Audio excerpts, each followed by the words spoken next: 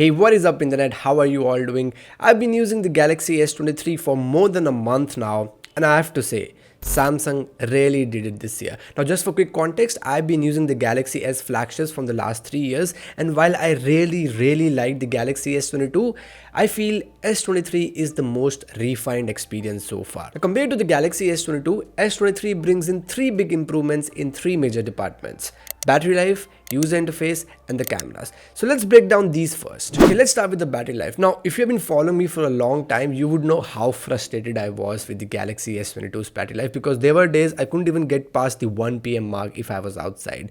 Surprisingly though, the Galaxy S23's battery life is way better, even though on paper there's not a lot of difference, because we just get a 3900 mAh battery instead of the 3700 mAh battery we got on the S22. But thanks to the power efficiency capabilities of the Snapdragon 8 Gen 2 on top with Samsung's battery optimization, I was easily getting 6+ hours of screen on time on this little guy. I was also very impressed with the standby drain on the S23 as well. Now, the 25 watts charging is still a bummer. I mean, we are in 2023 and there are phones who are literally offering 150 watts of fast charging, so that is definitely a big downside. Also, I've never been a really big fan of wireless charging, mainly because it's still not fast enough, but I'm happy to say the battery life on the S23 is good enough that you will not be bothered by these things. One of the things that a lot of people tend to overlook when they're buying a new phone is the user interface, and thanks to all the camera upgrades that come with the S23 Ultra's camera, Samsung barely talked about it in the launch event. But this might be my favorite feature of the S23 this year. Again, there are no major visual changes on the One UI 5.1, and that's actually a bummer because I actually like how the stock Android does the quick settings panel than what we have on One UI. But S23 with One UI 5.1 is really smooth, and I've been using the Galaxy flagships from the last 3 years, and I have never been able to say this so confidently. First of all, the animations have gotten really smooth, and this could be because Android 13 in general is smoother, but I also think Samsung has really worked out the day-to-day animations. Now, I've never faced any random lags or so, and this one other use case which I think I also pointed out in my S22 or S21's review is that whenever I used to switch on the work mode, there was always some random jitters or lag. Now, it's not completely gone, but it's almost negligible on the S23. Now, not everything is good. I do have a couple of minor complaints with the S23's user interface. First, we still get a lot of bloatware, although good news, you can uninstall most of it. But then second, Samsung would still try to push some ads encouraging you to buy the S23 even though you have already bought one. So I know there is a way to turn it off, and I've also turned it off on my S23, but this is just dumb marketing in my opinion. But there is another story that I would like to bring it up here, is that Samsung has been recently accused of using a lot of internal storage for the system partition. Now, if you look at my 256 GB S23, you would notice that almost 55 GB is just reserved for system. Now, when I deep dived, I got to know that this is not entirely true, and a very basic reason behind this is that on paper, the storage is always counted as 1 GB is equal to 1024 MB, right?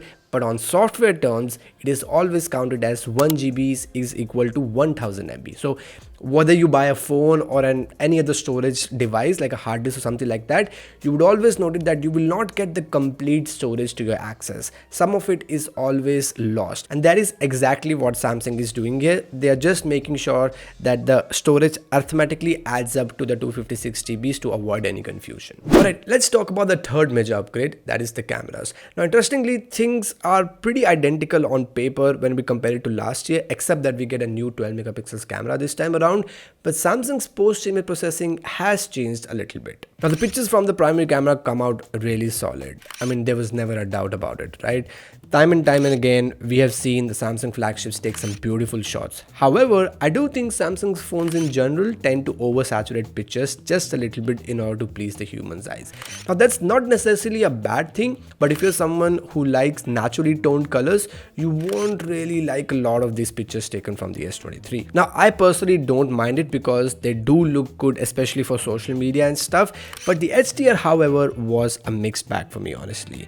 I really hope Samsung can fix this with the software updates, because while it did hit the right spot a lot of the times, it was still not consistent enough for me to not worry about it. The wide angle camera, on the other hand, is not bad at all. Now again, because it is an inferior sensor, it does rely on the post image processing a bit too much, and that's the reason you will also notice sometimes the pictures taken from the wide angle camera are a bit more saturated than the primary camera. And then we have the infamous telephoto camera. Again, if you've been following the news, you would know Samsung has been in the news for all the wrong reasons, but because this is S23 and you wouldn't really take those moon shots with this 3x optical zoom, the telephoto lens actually does a really good job when it comes in handy. But night photography is something that has seen the biggest changes when compared to last year. I mean, some things to note here are that the lens flare and the light bleed around the light sources are definitely much better this year. On the contrary, I feel Samsung's post-image processings make the night sky a little blue sometimes, especially when you have the night mode on. Now, it doesn't look bad by any means. In fact, it can look really good sometimes, but I'm someone who prefer the night pictures to be a little more close to the natural colors than what the Samsung S23 takes. Now, the selfie camera, however, has seen the biggest upgrade of them all. The pictures are much sharper, the dynamic range is also on point, while the colors are also not that bad too. And you do appreciate that improved quality when you take a lot of video calls from the S23.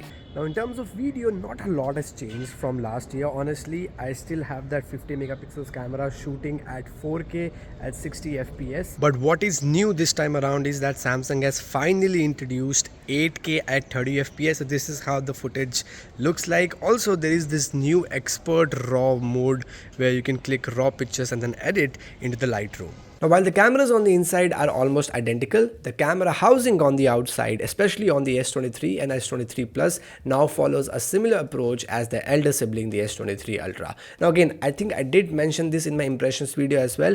It is not as fancy as last year, but I don't mind it because I mostly use my S23 with a case. But this is what I like about this phone. Even with the case, you would really appreciate how compact it feels in the hands.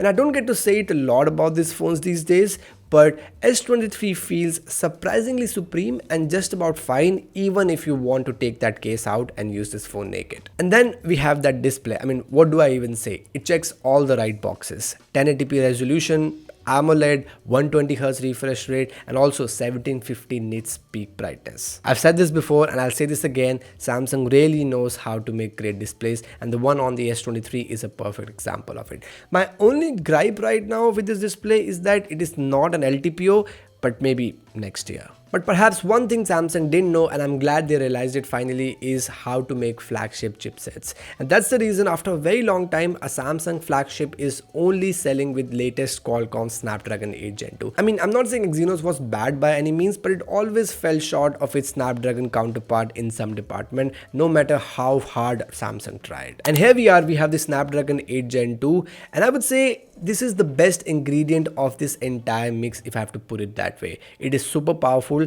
very well tuned for battery efficiency, and it doesn't get too hot as well. Now, I didn't play a whole lot of games on the S23 so far, but I did run the CPU throttling test very recently, and I'm happy to report it has gotten way better from the time I tried it in my impressions video. If not a lot of games, I did use my S23 as a computer via Samsung DeX. Again, it's one of those features you won't really use a lot, but this one day you will have to, and you'll really appreciate Samsung for sticking on to this feature on their flagship devices. I'm also the biggest fan of Bixby routines. It's now called modes and routines and not Bixby routines. Kind of makes me wonder if Samsung is trying to kill the Bixby brand eventually. But never mind, there are still a lot of other small customization features sprinkled here and there across One UI, which I really appreciate. In fact, here is a video if you want to try some of these features out on your S23. I also like the fact how Samsung has gotten way better with the software upgrades. Again, they have claimed that S23 will get 4 years of major Android upgrades and 5 years of security update. But not just that, they don't really promise it, they also deliver it, because I've already got, I think, 3 software updates, including 2 security updates on my S23, and they're also getting really good at supporting older Samsung flagships, so that's something to appreciate about. Now, before I wrap up, I do have one major complaint with Samsung or Android devices in general. You see, if you buy an iPhone, even if it's like a 5-year-old iPhone, you would get a gazillion options of accessories, be it screen protectors or cases. But it's not still the case with Samsung flagships, because I was looking for a really nice leather case for my S23, and apart from the official leather case, which costs somewhere around 5,000 rupees, you don't really have any other options. Until very recently, I got this one from Amazon. It's, I think, from a brand called Kappa. It only costs about 500 rupees. Again, it gets the job done, but it's still not as premium as a completely leather feeling case. But anyways, this was probably it, guys. This was my 1 month later review of the S23, and I would say I can really stick to this small guy for the entire year without any compromise. Now, I really liked my last year's S22 as well, but Snapdragon 8 Gen 1 on top of a rather poor battery life really let me down. But this, my friends, is everything you wanted out of a compact flagship in 2023. And if you want everything out of this channel, I would actually appreciate if you go and subscribe to it, and also smash that like button if you found this video really helpful. Do follow me on social media handles as well. I do post some camera samples and stuff like that there, and you should know the drill by now, right? Keep asking, and I will see you in the next one. There were some days I couldn't even get past the 1 PM mark if I was offside. Offside? Offside? क्यों बोल रहा हूँ मैं? Like, we're not playing football. Although, you know who's up there, right? The world champion.